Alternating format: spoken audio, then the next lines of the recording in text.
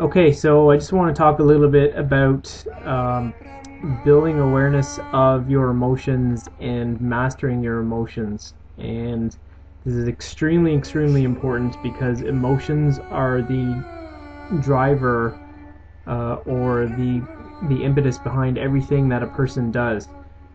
You have a thought going through your head, but you don't actually act on that thought unless there is a very strong emotional attachment to that thought or that idea. So, to help better understand what you're doing and why you're doing it, it's very important to understand and build awareness of the emotional body and what you're feeling, and not only build awareness but learn how to master that and harness that into something positive for yourself. So the first step is obviously just building awareness. Now, how do we build awareness of our emotions?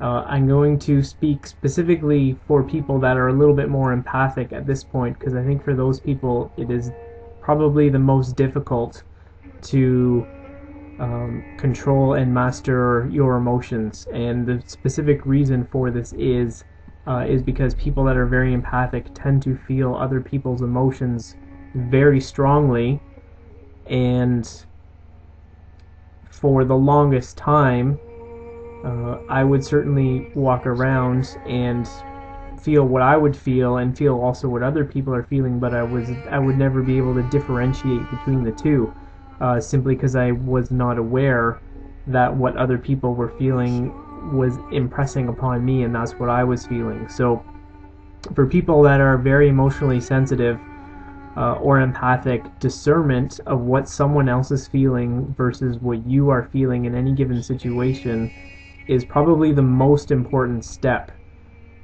And without this step, how can you ever fully develop an awareness of what you are feeling if you are always feeling what someone else is feeling? So, it's like there's the mob mentality when someone gets all fired up in a crowd, and then it kind of spreads and everybody else starts to get all fired up, or it can go the other way. Someone gets really excited about something and that spreads throughout the crowd and everybody else gets really excited. So it works both ways. But if you cannot discern whether you are feeling what you are feeling or what you are feeling is what someone else is feeling, you will forever be a slave and at the mercy of what other people are feeling.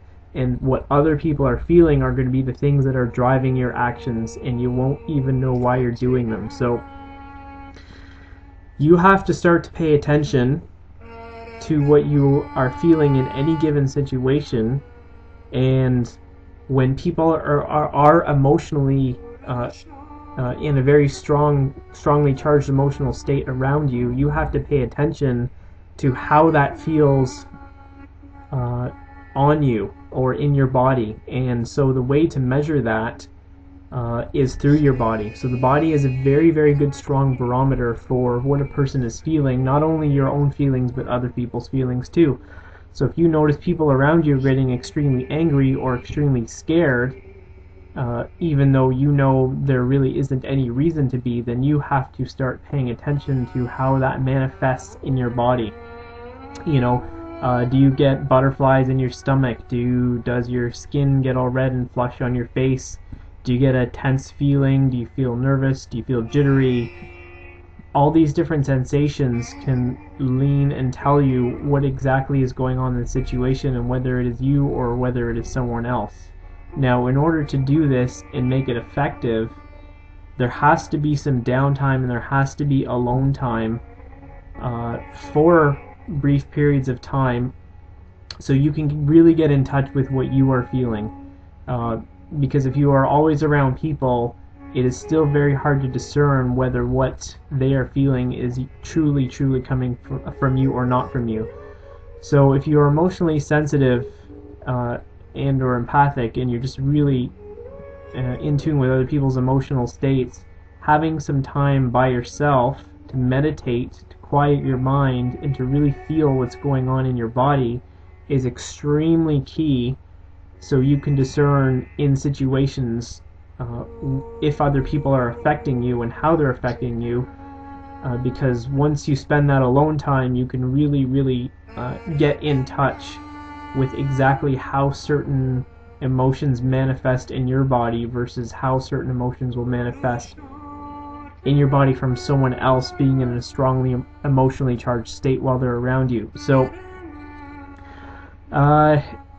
to build awareness in your body of your emotional state, meditation is definitely key. And in this part of the meditation, I just mean having some peace and quiet time, being in nature is such a fantastic thing for this, because it's very grounding and brings you back down to earth, and it's very calming and soothing on the emotions. So the emotions that you feel will manifest in your body, and it takes a lot for some people to actually understand what they're feeling, but more importantly, it takes a lot of awareness for people to even realize that they're feeling something. And we are definitely programmed through society and through what we witness and how other people behave around us as we're growing up, that full emotional awareness and expression of feeling is maybe not the best thing, and is sometimes looked down upon, but it can actually be a very empowering thing. So for some people, especially people that have been taught to suppress and deny and just stuff their emotions down, who become the opposite, they become emotionally insensitive, it can be really difficult in certain situations to understand why you're doing what you're doing, or where your feelings are come, or even to know what you are feeling. So you have to build awareness of this, and again, this is done through the body. So your body's going to tell you in situations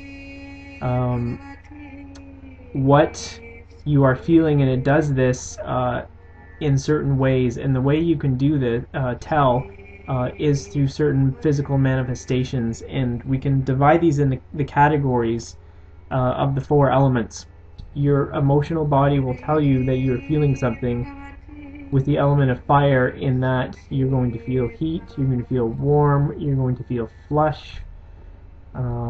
Those are the types of sensations that you will feel, and they can be at a very great level, or they can be at a very subtle level. So when you're meditating, you can pay attention to your body, and when you're quiet and centered, you will notice far more subtle levels of heat and cold in your body.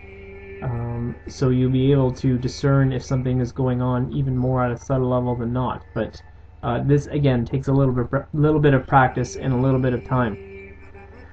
Your body will tell you if you are feeling something through the element of air, and this can be more nervousness, more jittery, more butterflies, more excitedness, more shakiness.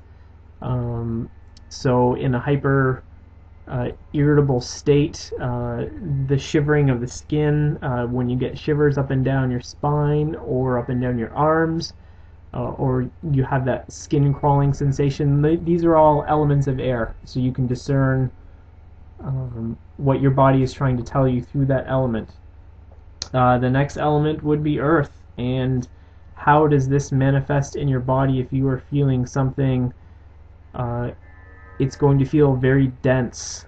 Your heart can feel very dense, or your head can feel very heavy, or your legs can feel very heavy, or you just feel very weak because it's hard to move your body because your body is so dense.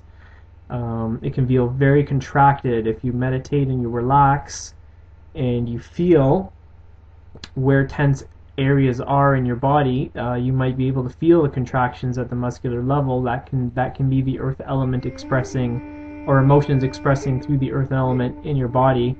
Or so if you're going for a massage and they're pressing on a certain area and it feels very tight, that is a contracted area. That can also be an area where your body's holding on to some emotions, and that's how it's manifesting. So water would be the last element, and that would be maybe a little bit more difficult to discern, because you will have to feel more of a flowing sensation, or you can feel maybe your circulation going, or your heart pounding, because that increases the circulation, which is water.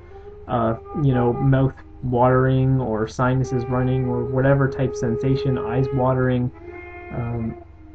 these will probably be a little bit less common, but these are the types of sensations that you want to really tap into and feel when you're determining what you're feeling. So if you are more emotionally insensitive and think you have been programmed to suppress and deny most of your life, it's going to be initially tough to feel these sensations at a subtle level. You may have to experience emotions at a very strong level to identify them with what sensations are going on in your body. For someone who is much more emotionally sensitive, you should be able to feel these things fairly quickly.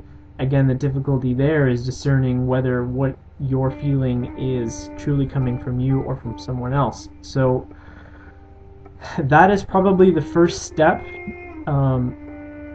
Once you have, in building awareness of what your body is trying to tell you, because whenever you feel something, it's like a tuning fork. Your body will vibrate and reverberate, and it will manifest somewhere in your body. You just have to determine what that means. So once you determine what the feeling is and how it feels and what element is associated with it, just that more just gives you help, a refining tool to learn how to name what the feeling is, or name what the sensation is. Then you can actually sort of move forward and start asking yourself questions such as, what exactly is this that I'm feeling?